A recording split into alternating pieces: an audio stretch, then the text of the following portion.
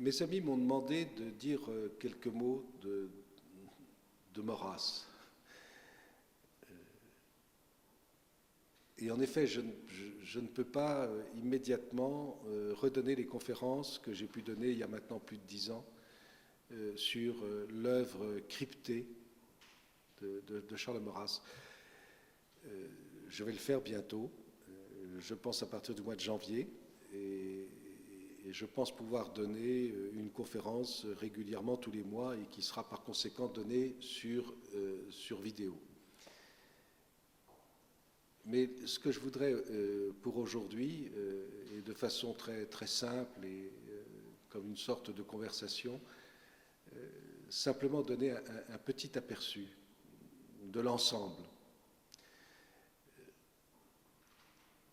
Ce que je dirais, c'est que Charles Maurras, dès l'âge de 23-24 ans, a résolu d'employer un certain langage pour dire certaines idées, de telle sorte que dans tout le courant de sa vie, jusqu'à la fin de sa vie, il a eu en quelque sorte deux discours, un discours clair et un discours crypté.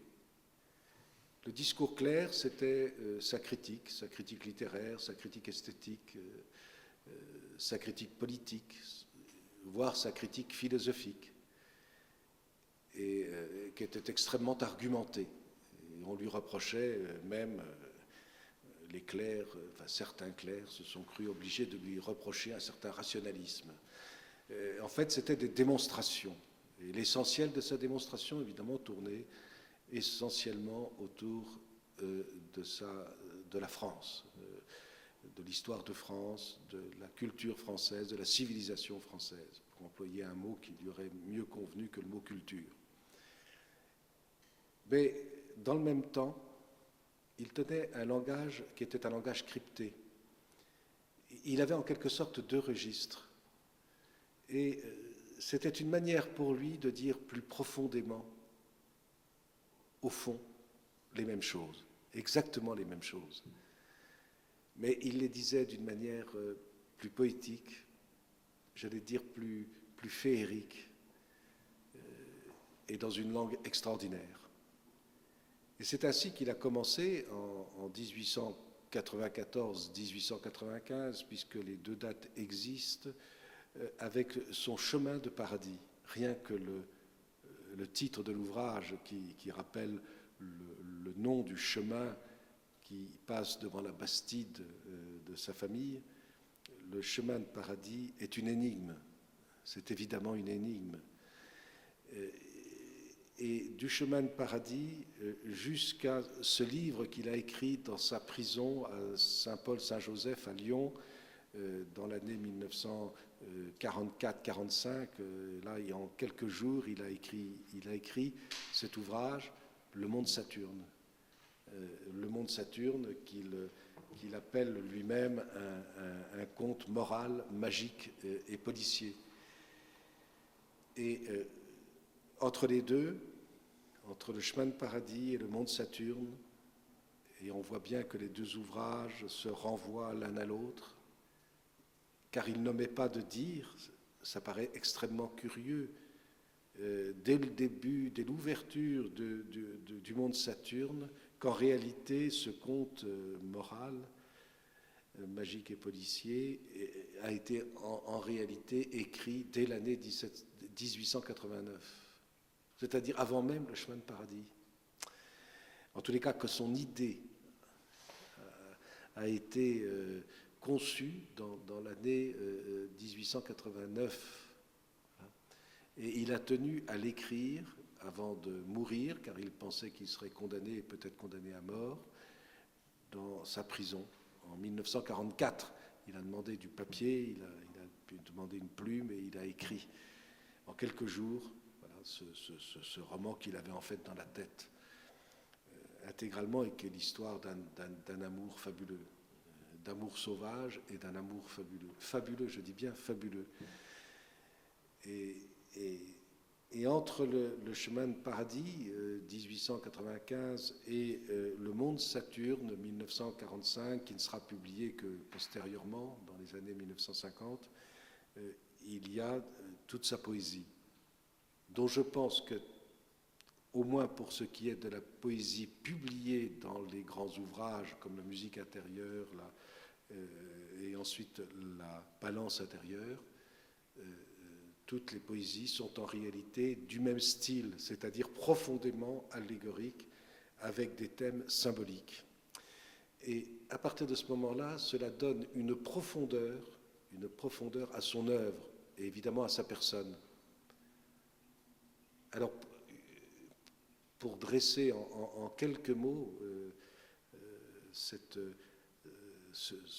pour dresser l'hypothèse de ce mystère, j'évoquerai en quelques mots le chemin de paradis dont la structure est parfaitement ordonnée, 9 contes qui sont regroupés 3 par 3. La première série de 3 est intitulée Religion, la deuxième série de 3 est intitulée Volupté et la troisième série intitulée Harmonie. Et en fait, Maurras, comme il le dit dans sa préface, d'ailleurs de façon presque claire, dresse un bilan. Et à partir de ce bilan, une prospective. Remarquez à quel point cet ouvrage est ordonné. Chacune de ces séries de 3 se termine par un conte qui est chaque fois de la série le plus extraordinaire. Et ce conte, je l'appelle un conte « je », parce que c'est le seul où Maurras dit « je ». Et donc il s'agit de lui, et sinon de lui, de son projet. Chacune des 3 séries se termine par un conte « je ». C'est extraordinaire. Qui y a réfléchi? Car il est bien certain que c'est là qu'il va dire le fond de son être. Mais je ne suis pas sûr qu'on arrivera réellement à l'appréhender. Maurras est beaucoup plus mystérieux qu'on ne croit. Et je ne prétends pas du tout élucider le mystère de son âme. Au contraire, je crois qu'une fois que l'on a élucidé son œuvre, d'une certaine manière, on n'a fait que poser de façon encore plus considérable le mystère de Maurras.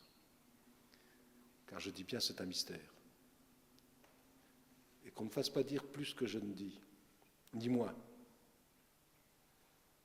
Et donc, les 3 premiers contes, intitulés Religion, c'est un bilan de son époque.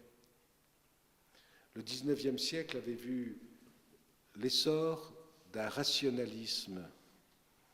Premier conte. Le premier conte qui s'intitule Le miracle des muses.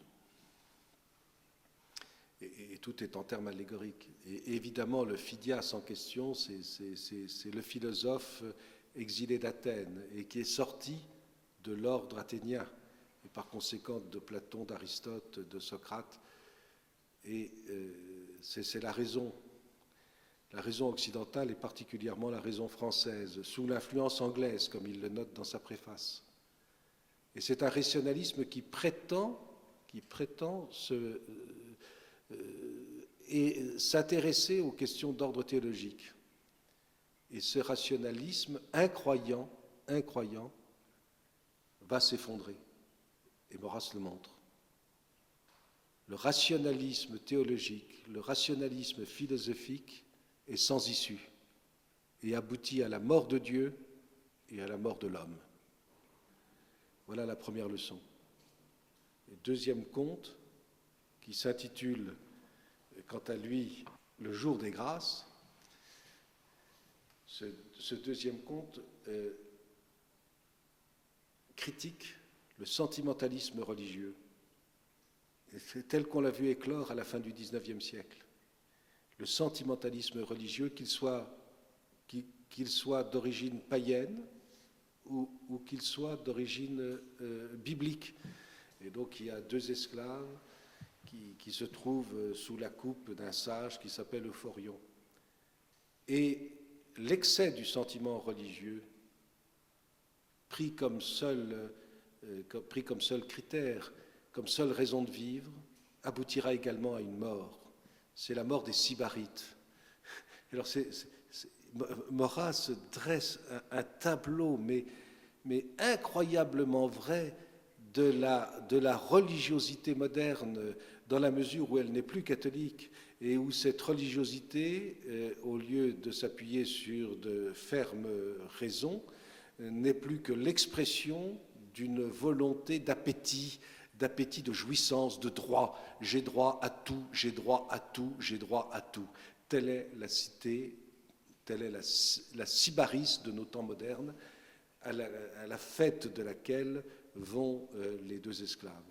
Et évidemment, ils s'y perdent.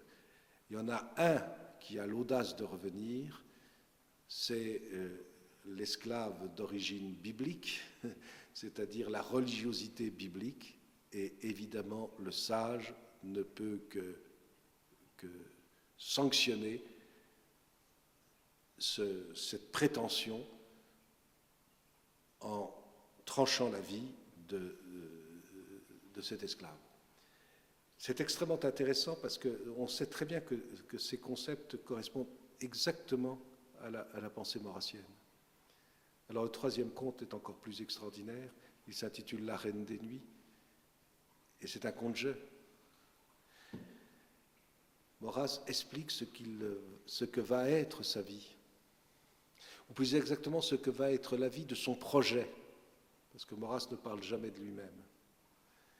Il se cache, comme toujours. Et c'est un texte d'une beauté littéraire incomparable. Je ne suis pas sûr qu'aucun auteur ait jamais écrit dans cette langue. Il évoque donc des figures féminines, et ces figures féminines sont toujours, d'une certaine manière, les passions pour lesquelles il a travaillé, et la première de toutes les passions, c'est évidemment la France, la reine des nuits, la lune qui, toujours dans son langage crypté, représente la politique française. Et il sait très bien qu'un jour viendra où son projet, d'une certaine manière, cherchera à s'identifier avec le projet français, mais que ça aboutira à un échec. Ce qu'il y a de terrible dans le chemin de paradis, c'est que tous les contes se terminent mal, par la mort ou par l'échec. Et donc Maurras décrit à l'avance ce qu'il essaiera de faire, c'est-à-dire une synthèse, mais qui sera une synthèse qui n'aura pas de succès, qui n'aboutira pas. C'est tragique, c'est beau, cela donne à réfléchir profondément. La deuxième série, il s'agit des voluptés. Les voluptés, c'est les plaisirs que les gens prennent dans la politique. Les premiers contes concernent l'esprit religieux. La seconde série concerne le goût politique et les voluptés. La politique est comprise comme une volupté dans le monde moderne, et c'est encore une critique du monde moderne. Et le premier des contes apporte la question du ralliement. Il s'agit d'un évêque, Trophime, qui vient pour essayer de sauver comment l'appeler, une grande, allez, permettez-moi ce mot, une grande putain qui s'appelle Myrto et qui règne en Arles. Myrto, c'est quoi ? C'est la République, c'est la démocratie française. Et elle est en train de mourir. C'est au début de la Troisième République. Et on voit très très bien, ce conte est d'une drôlerie. Et voilà qu'un évêque vient, au nom de Pierre et de Paul, pour essayer de sauver Myrto, et lui tient le langage de quoi ? Le langage du ralliement. Le langage de la religion nouvelle. Celle où, au-dessus du Christ, au-dessus de Dieu, au-dessus de tout, il y a l'amour. Et que l'amour réconciliera tout. Et que c'est là que se trouve la solution au problème de Myrto. Il faut que Myrto, cette république qui est sans âme, trouve son âme dans le principe de l'amour que lui apporte Trophime. Alors, évidemment, c'est un échec, parce que les politiciens n'en veulent pas, les politiciens qui vivent de Myrto n'en veulent pas, Et d'autre part, Myrto elle-même, elle est beaucoup trop fatiguée, beaucoup trop usée par les plaisirs pour essayer d'imaginer une sortie par le haut. Échec du ralliement de la politique ecclésiastique. Deuxième échec, le vieil Eucher de Lille, c'est le deuxième conte.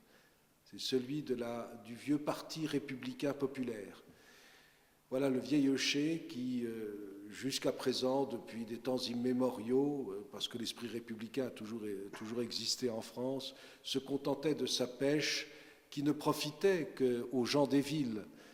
Mais voilà que lui-même s'imagine avoir vu sous les eaux de l'étang, c'est-à-dire sous les eaux de la politique politicienne, un beau jeune homme qui est roi depuis toujours, et c'est l'utopie.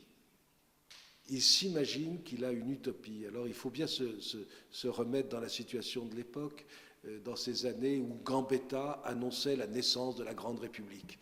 Et la Grande République, eh bien, à chaque fois que le pauvre Eucher essaye de hisser sur sa pauvre barque, c'est-à-dire sur son parti, essaye de hisser cette imagination qui réside dans le bas des flots, eh bien, d'abord il n'y arrive pas, et puis ensuite quand il y arrive, eh bien, ce n'est jamais qu'un amas de détritus.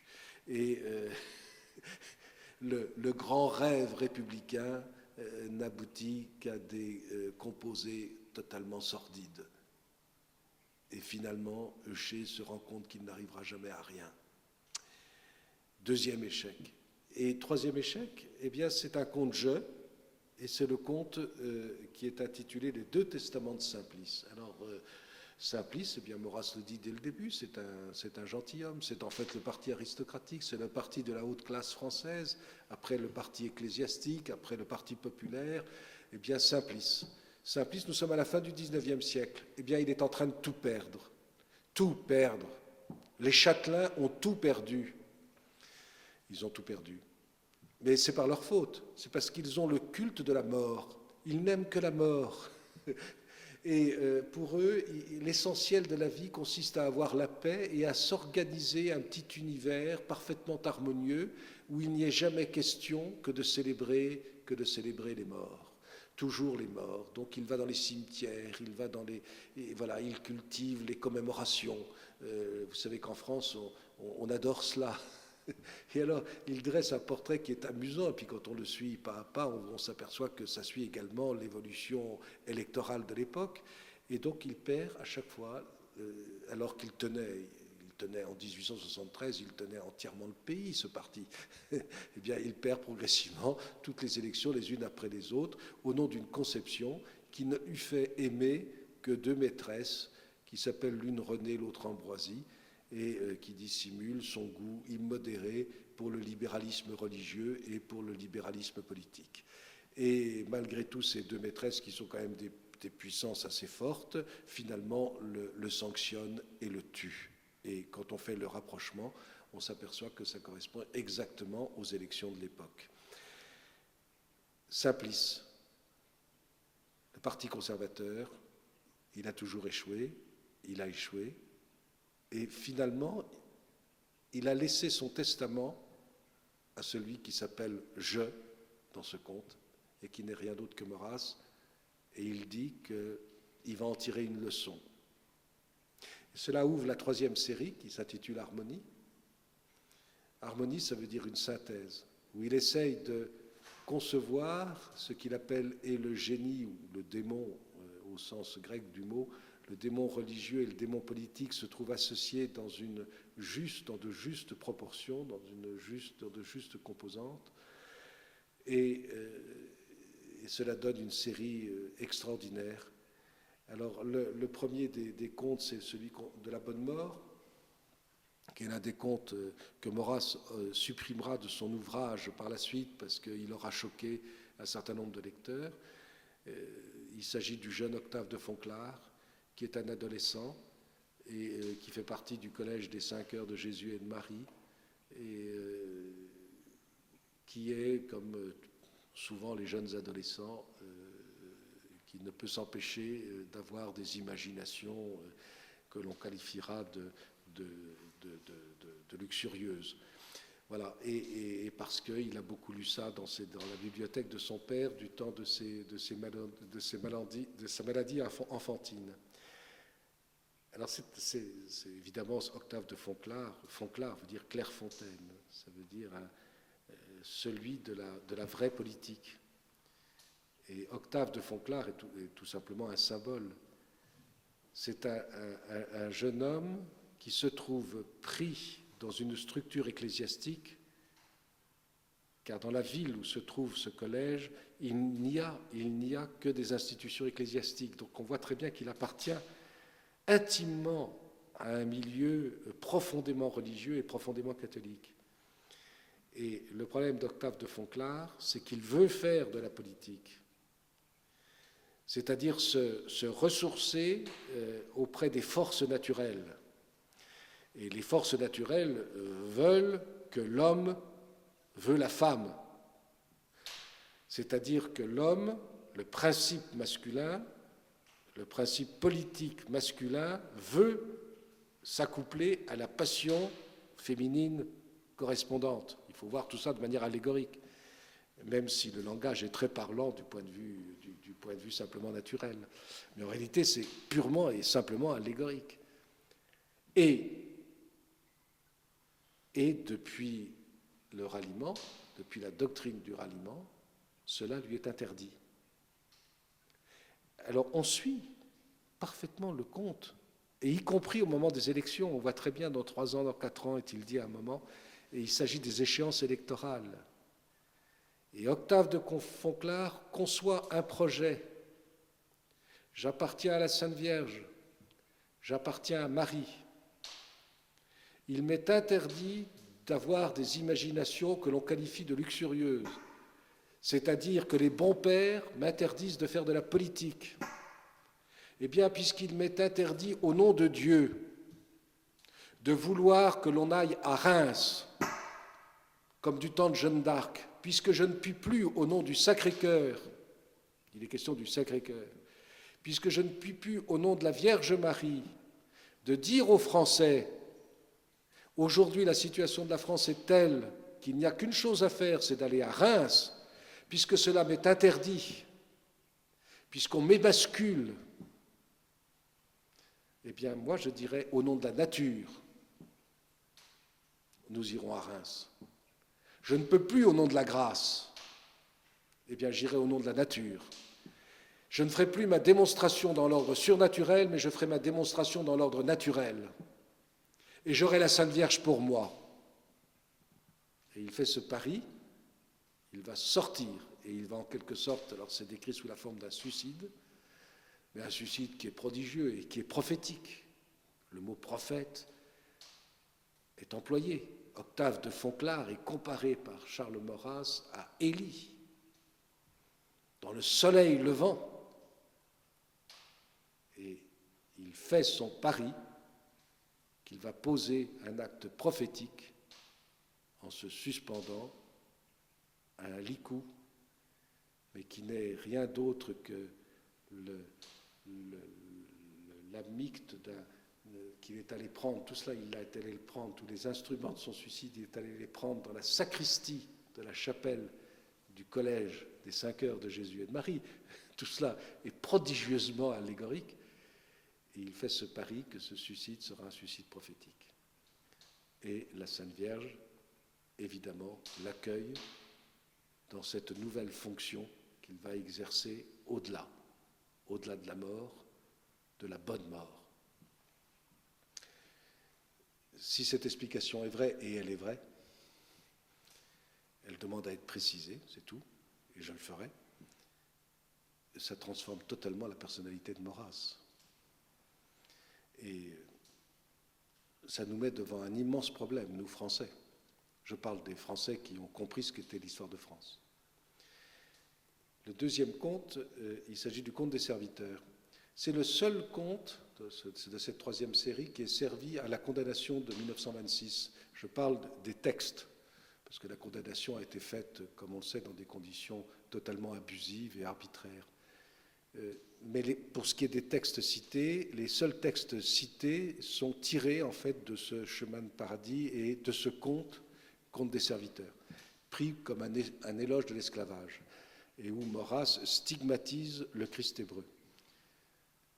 C'est une erreur d'interprétation totale. Évidemment, ceux qui se sont servis de cela, donc le cardinal Andrieux n'a fait que reprendre Passelecq, qui lui-même ne refaisait que reprendre les libelles de l'abbé Pierre et des abbés Lugan et des autres abbés démocrates chrétiens, qui en voulaient à Maurras et qui n'ont rien compris à son œuvre.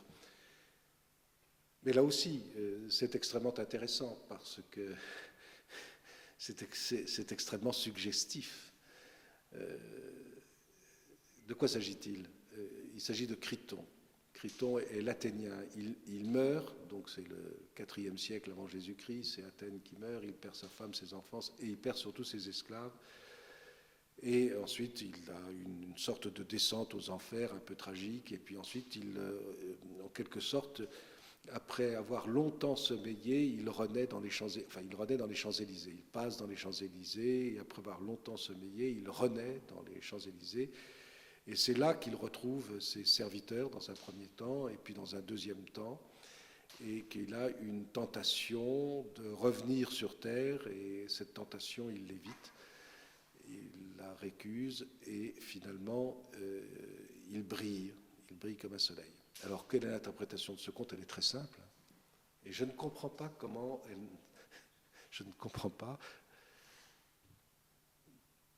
elle n'a pas été trouvée.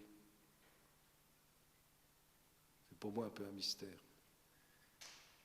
Mais cessons de parler de nous, parlons de ce conte. Criton, c'est l'esprit critique. Criton, son nom l'indique, c'est l'esprit athénien. Voilà, il meurt. Et les esclaves, ce n'est pas du tout les esclaves. Éloge de l'esclavage. Enfin, ces clercs étaient des gens absurdes, ils n'ont pas compris le conte. Ce sont les arts qui sont au service de Criton, l'Athénien. Tous les arts étaient au service de l'homme athénien. Voilà, exaltation de l'homme. Cet héritage grec, qu'est-ce que la providence divine allait en faire? Car il faut se mettre dans cette perspective. Il y avait l'héritage hébraïque, l'héritage de Jérusalem. Mais c'est pas ce vers quoi Maurras, dans ce cas-là, se tourne. C'est vers l'héritage grec. L'héritage grec fait partie du catholicisme, c'est-à-dire que notre Seigneur Jésus-Christ a voulu naître en Méditerranée, sachant très bien que c'était un moment où la philosophie grecque dominait. Et donc il a assumé, et lui-même parlait en grec, les évangiles sont tous rédigés en grec, et comme l'a remarqué très très bien Benoît XVI, une partie de l'Ancien Testament, notamment les livres de sagesse, ont été eux-mêmes rédigés en grec. Donc l'héritage grec compte. Criton, l'esprit grec, avait à son usage tous les arts. Qu'allait-il en advenir? Alors il connaît, au IVe siècle, il les quitte, et puis alors il connaît un moment difficile, et quand on suit paragraphe après paragraphe, on s'aperçoit qu'on passe par l'époque romaine, et puis on arrive aux Champs-Élysées. Les Champs-Élysées, c'est la chrétienté. C'est la chrétienté. Et là, il sommeille pendant des siècles, souligne Maurras. Comment n'a-t-on pas compris? Et même, à un moment, il est tenté par 5-6 jeunes fleuves qui portent leur couronne d'épimures et de cornes dorées et qui s'élèvent sur les puretés des ondes originelles. De quoi s'agit-il? Il s'agit des sacrements. La pureté des ondes originelles, c'est le baptême. Et tout le monde sait qu'au Moyen-Âge, on a représenté la vie sacramentelle comme une vie précisément de jeunes fleuves, la source de la grâce. Et qu'est-ce que c'est que la couronne d'épimures et de cornes dorées? Il s'agit de la représentation de l'Eucharistie telle qu'elle existe sur tous les retables de l'Église catholique. Voilà. Le sacrement fondamental, c'est le baptême, et tout est élevé vers le sacrement de l'Eucharistie. C'est extraordinaire. Une fois que l'explication est donnée, je crois qu'on ne peut pas revenir en arrière. Sinon, ces images n'ont pas de sens. Et là, Criton s'endort pendant des siècles à l'ombre des des monastères. Et ensuite, il retrouve les esclaves, les uns après les autres. Ils reviennent, les arts reviennent les uns après les autres, et c'est des arts humanistes. Et Criton les retrouve, et il devient progressivement le roi, de nouveau, de tous ces arts. Et alors l'esprit grec, on le comprend, est devenu tout simplement l'esprit français. L'esprit français qui veut non seulement vivre dans les Champs-Élysées, mais qui veut redonner à l'humanisme véritable, qui est à dire l'humanisme grec, redonner tout son épanouissement. Et alors il connaît une tentation qui est de revenir à la terre, c'est-à-dire sortir de l'ordre surnaturel pour revenir à l'ordre naturel. Mais il n'y a plus, à ce moment-là, d'ordre naturel spécifique, comme avant. Et c'est ce que lui explique, et le premier de ses serviteurs qui symbolise tout simplement l'esclave politique, celui qui commande les autres esclaves, c'est-à-dire la science politique, et puis ce que lui avoue tout simplement Mercure, c'est-à-dire le Dieu qui sait tout. Et donc il apprend que tout simplement sur Terre, un Christ hébreu s'est mis à régner. Et alors la date est donnée, au nombre d'Olympiades. Alors je ne me souviens plus très bien à l'heure même, j'aurais dû un tout petit peu plus préparer mon affaire, mais peu importe. Et j'ai fait le calcul, et ce calcul est là, il s'impose. La date, c'est 1522, condamnation de Luther.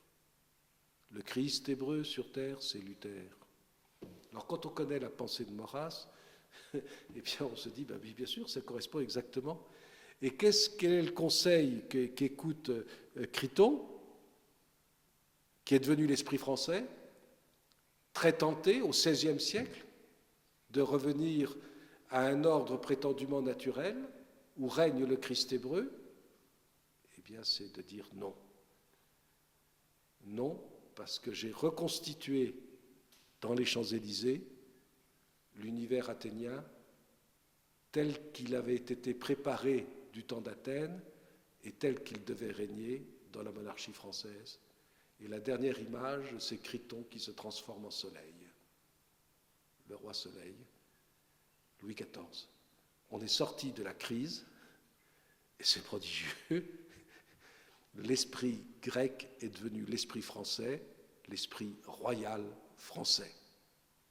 Une fois que la démonstration est faite, paragraphe après paragraphe, il n'y a plus rien à dire.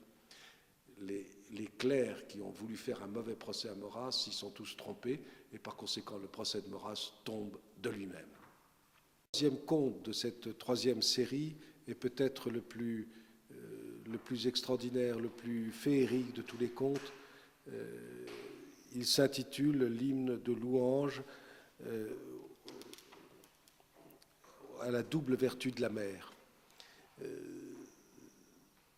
Il s'agit d'un dialogue entre je, puisque c'est un conte je, troisième conte, entre je, c'est-à-dire Maurras, ou sinon Maurras, le projet de Maurras, et puis une belle dame. Comme au troisième conte de la première série, La Reine des Nuits. Mais là, il s'agit d'une belle dame. Cette belle dame est toujours une allégorie de la France.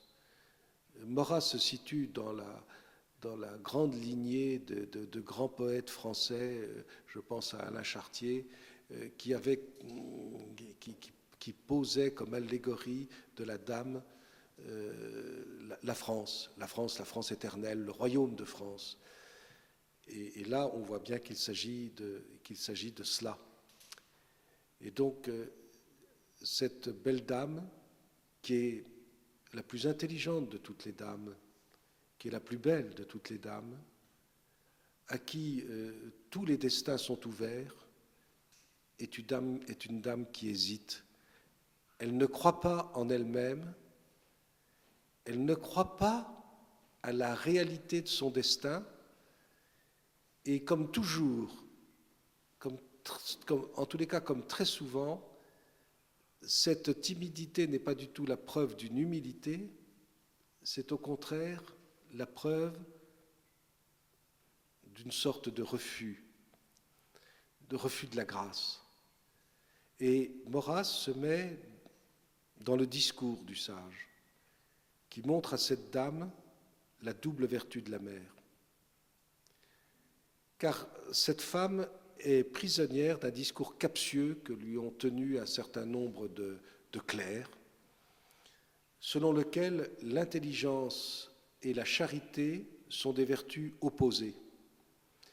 C'est-à-dire, plus on comprend à quoi sert l'intelligence, plus on comprend, et on se sert d'arguments évidemment évangéliques, faussement évangéliques, comme toujours, plus on comprend, moins le cœur est ouvert. Et par conséquent, la France chrétienne évidemment, la France catholique, ne doit plus du tout se préoccuper de la compréhension qu'elle peut avoir, en particulier de l'ordre intellectuel et en particulier de l'ordre politique.